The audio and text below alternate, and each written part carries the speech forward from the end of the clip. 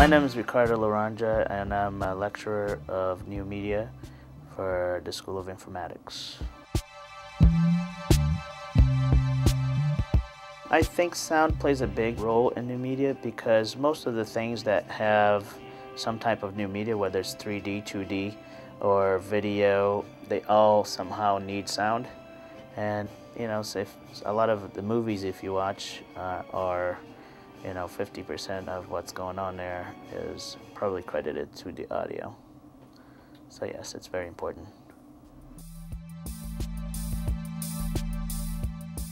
A person that graduates with a media arts and science with a concentration in audio would definitely qualify for a few different jobs. They can be an audio editor as far as the sound goes, and they can be a field recorder person that can go out and record sound effects for movies, and they can do post-production work where they edit the files and do Foley work. Beyond that, definitely they can become audio engineers as far as, recording, mixing, mastering audio files. Push peace and keep it in motion. I don't think there are any audio careers that are really shrinking, because everything that you do as far as most of the things you do with media, they do require good sound.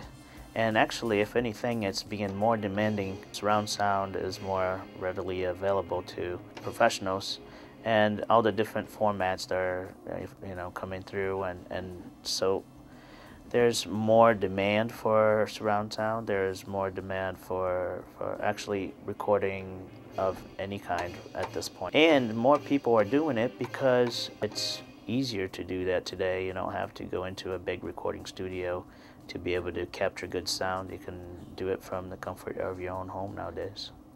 Welcome to the world of the plastic beach. I think that humans will always be playing instruments, because there's a specific sound to acoustic instruments that you cannot get from a performance if you don't have the actual sound being played live.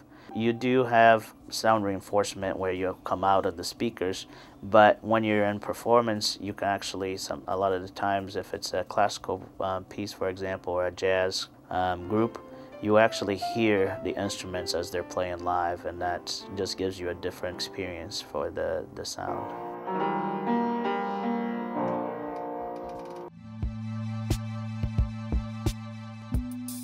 Audio production has been evolving quite a bit, and through over the years it's just gone from being totally analog to mostly digital nowadays.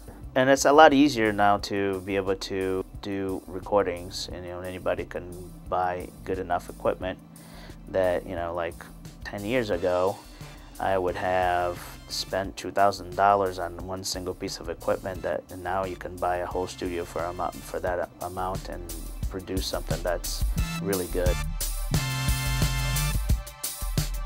Sound production in the future, I think it's more and more becoming automatable, which means that you have mixing consoles that are automatable, and this has been there for a long time, but it's been so expensive.